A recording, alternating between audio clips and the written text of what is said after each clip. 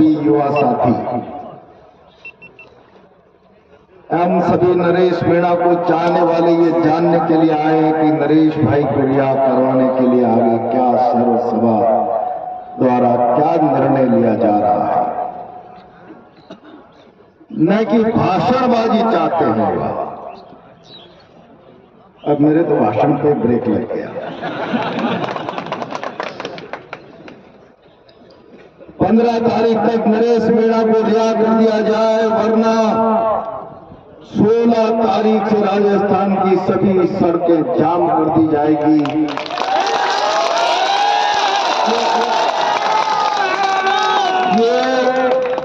ये इस पर्ची में लिखा है, जो मंच का काम भी नीचे वालों ने कर दिया। अब निर्णय करके आपने सुना दिया। मुझे पता है 11 बजे से लोग आप यहाँ बैठे हैं, मैं लंबा भाषण नहीं करूंगा। मैं जब गाड़ी से नीचे उतरा था तो उतरते ही इनकलाब जिंदाबाद, और जब मंच पर आया तो पीछे भी इनकलाब जिंदाबाद लिखा हुआ है, जो आपको दिख रहा होगा।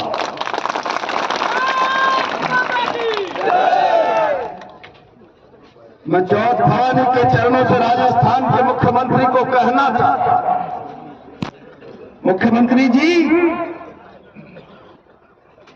इनकलाब केवल नारा नहीं है, इनकलाब में कुर्बानी है।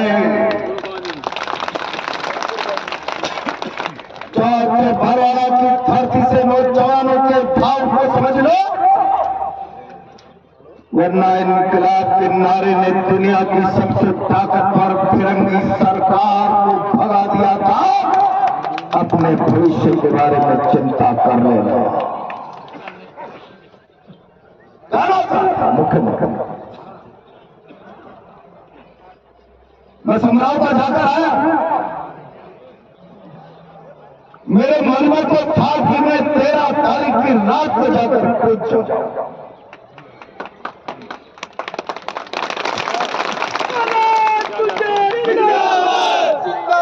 राजनीतिक दल का कार्यकर्ता होने के नाते सीमाएं, मर्यादाएं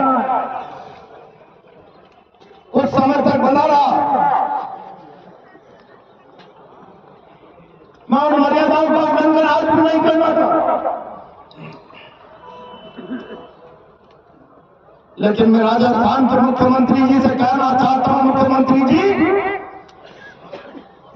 मैं समराव का गया हूं। समरावता की घटना तिरंगी राज की याद दिला रहा है। बचपन में पढ़ा करते मानगढ़ पर आदिवासियों के विशाल जन समुदाय पर फिरंगी सेना ने हमला बोला। जलियांवाला कांड से बड़ा कांड हो गया। मेरठ के गांव पर फिरंगियों ने हमला बोला, मार मारकर गोलियों से काले कुएं भर दिए गए। लेकिन लोकतंत्र में ऐसा कभी नहीं सुना। पुलिस आए, लोगों की संपत्तियां जलाई, लोगों के घरों के दरवाजे तोड़ संपत्ति का नाश किया। घरों के अंदर सोते हुए नौजवान, बूढ़ी माता और बहनें सबके साथ जुल्म और जाति की इंतहा कर दी जाए।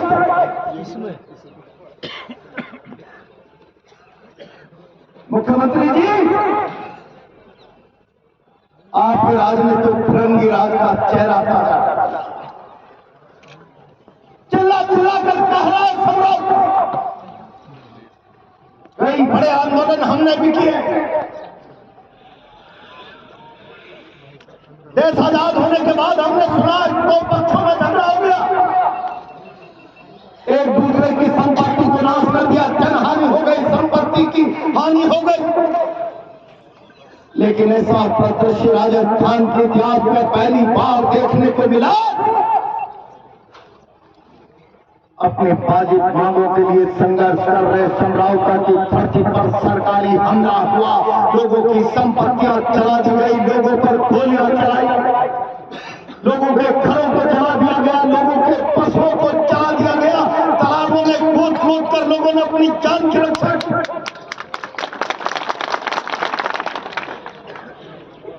इतनी बड़ी घटना राजस्थान की धरती पर घट जाए और राजस्थान का राजनीतिक जगत मौन धारण करके बैठ जाए, मुझे बहुत तकलीफ है। मैं आज चौथे बरवाड़ा में उपस्थित लोगों से कहना चाहता हूं, महावीरों, ये सभा साधारण सभा नहीं। जब जब दमन के आगे लोगों की आवाज को दबाने का प्रयास किया जाता है, आवाज दबती है, लोकतंत्र कमजोर होता है। आप मान करके देंगे कि चौथे बरवाड़ा की सभा राजस्थान में लोकतंत्र की मजबूती की आवाज, दमन के बल पर आप लोगों की आवाज को दबा नहीं सकते, तो तमंचों के बल पर लोगों के मौलिक अधिकारों का हनन नहीं कर सकते। टीकाराम जी भाषण कर रहे थे, मैंने उनका वीडियो भी देखा। सारा हिंदुस्तान का मीडिया चिल्ला चिल्ला कर थप्पड़ कांड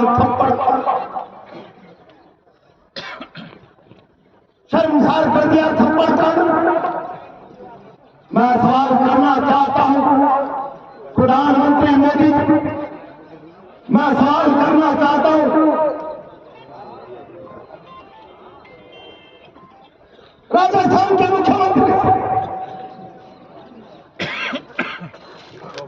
प्रधानमंत्री जी, मुख्यमंत्री जी, समझौता मांग कर रहा था, हमारे साथ अन्याय हुआ है, हमें 15 किलोमीटर की जगह 85 किलोमीटर के फासले पर उपखंड में हिस्सा बना दिया गया है, हम वोटिंग नहीं करेंगे, न्याय की मांग कर रहे हैं। मैं सवाल कर रहा हूं सरकार से, कलेक्टर से, टॉप एसपी से,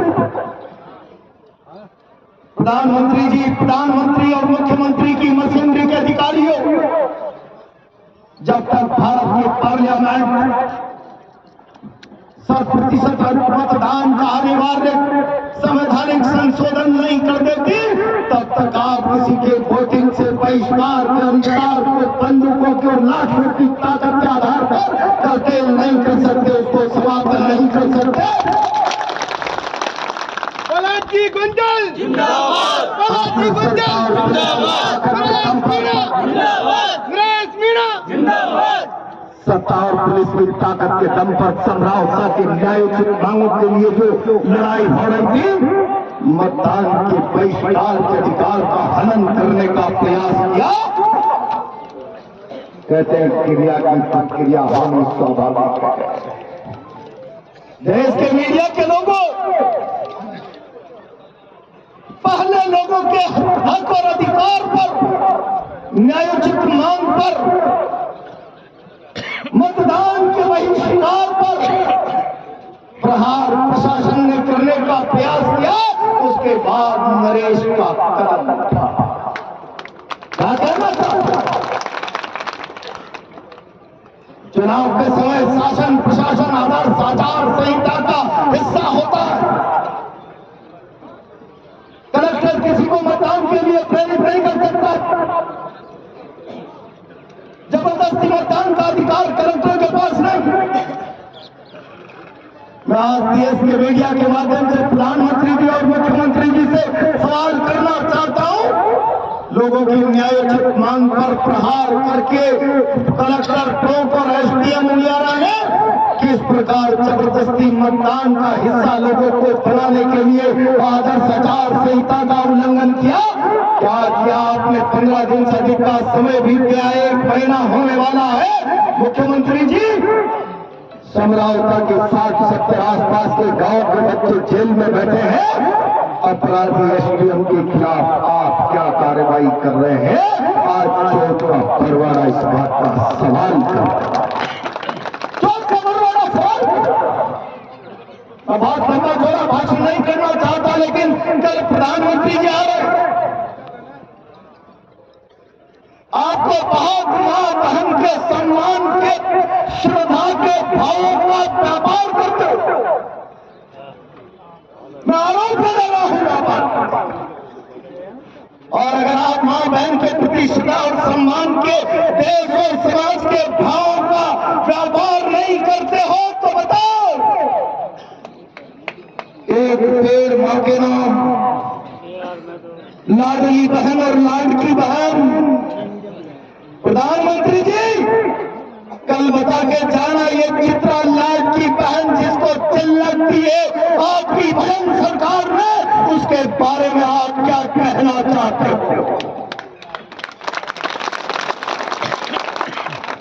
क्या जाना, एक पेड़ मां के नाम, मां के प्रति आस्था का व्यापार करो देश के इस राजनीतिक माहौल में। अगर आप इस श्रद्धा और सम्मान के व्यापारी नहीं हैं, आप मां के सच्चे उपासक हैं, तो बता के जाना, दहाड़े फाड़ कर समरावता की मां अपने बेटों के साथ न्याय और इंसाफ की गुहार लगा रही है। प्रधानमंत्री जी गुंजल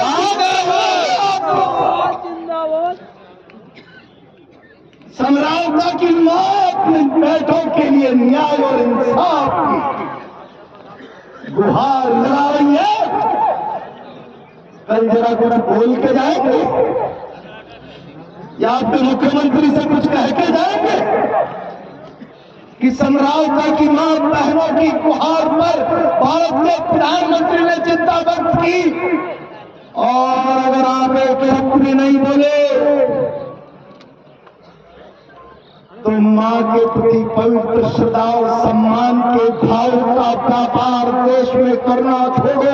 एक पेड़ मां के नाम, लाडकी बहन, लाडली बहन, ये राजनीतिक रोजी रोटियां सेकने का हथियार कम से कम मां बहन के प्रति श्रद्धा और सम्मान और आस्था के विषय को मत बढ़ाओ। देश के अपराधी बन जाओगे, देश के अपराधी बन जाओगे। और इसलिए मैं आज कह रहा हूं, क्या कहना कहने को मेरे पास बहुत, लेकिन मित्रों मैं इतना कहना चाहता हूं, आपने आवाज उठाई और ये आवाज साधारण है,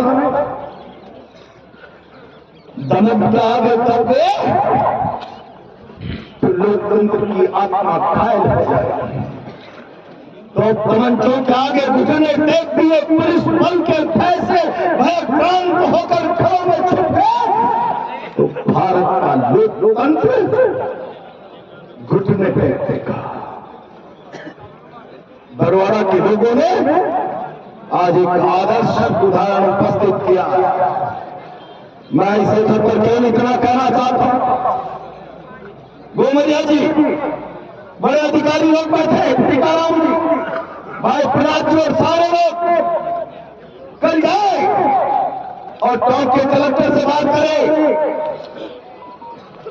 हमने चेतावनी दी है चौथ से बरवाड़ा, नौजवान ने चिट्ठी 15 तारीख तक की लिख के भेजी है और उन्होंने तो 16 तारीख से कुछ करने का मन भी बना दिया।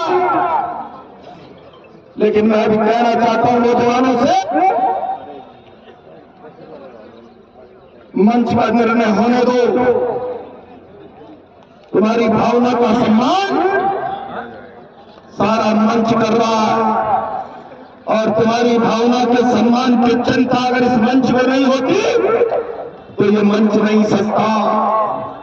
और भी बहुत लोगों से आपको अपेक्षा होगी, लेकिन आपकी भावना की चिंता नहीं थी तो मंच का हिस्सा नहीं बने। और इसीलिए मैं आज कह रहा हूं, मैंने तो नरेश को कहा था जवाहर सर्किल पर, इस ऊर्जा को संभाल कर रखो, बचा कर रखो। मैं तुम्हारे साथ खड़ा हूं, समय आने पर इसका सदुपयोग भी होगा।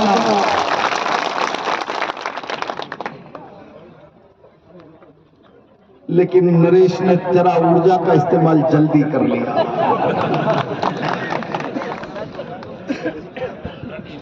पर मैं इतना, कोई व्यक्ति गलती कर ले फिर भी चुनाव लड़ना किसी निर्दलीय का संवैधानिक अधिकार है। भजनलाल जी, आप तो तमंचों के बल पर उसके अधिकार की हत्या नहीं कर सकते।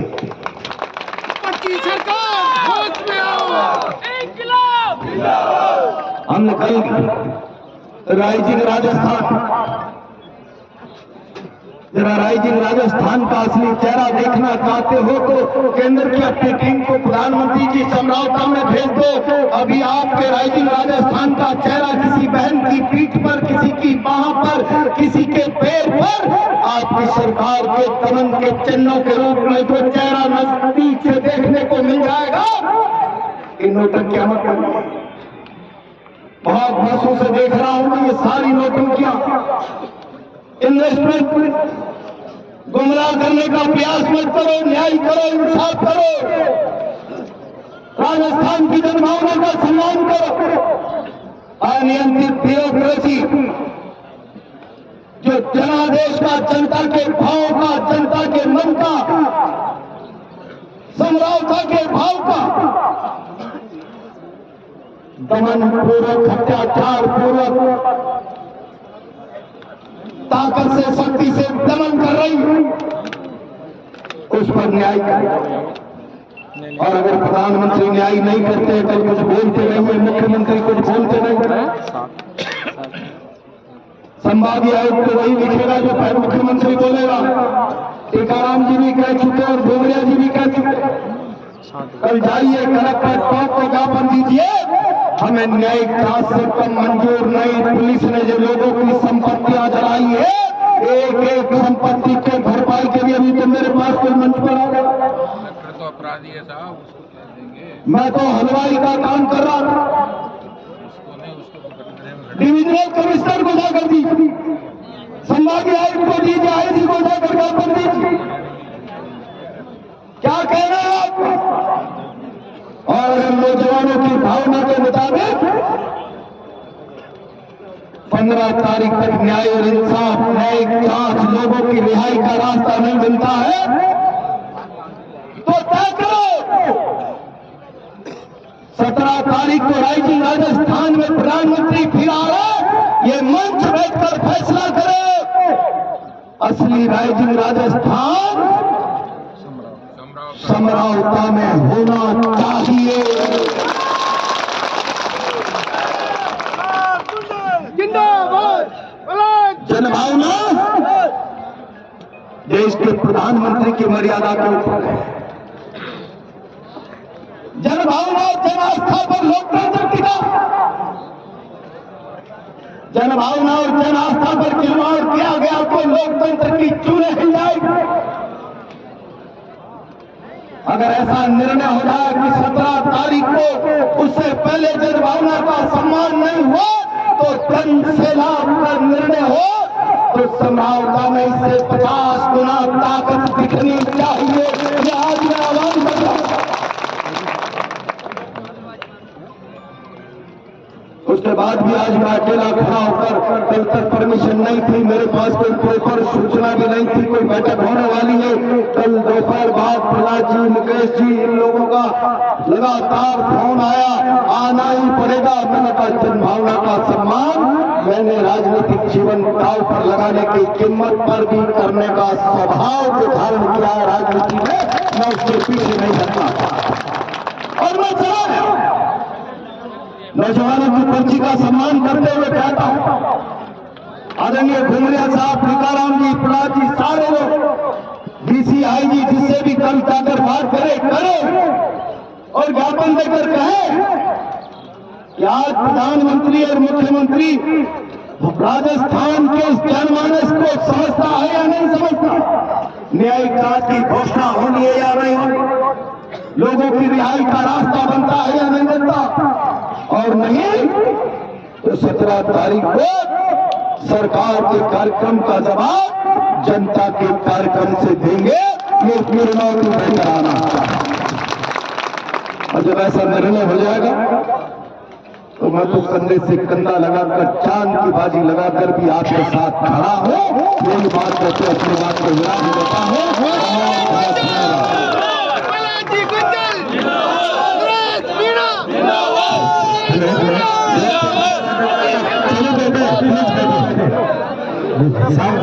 अभी ये आगे बंद कर रखी है।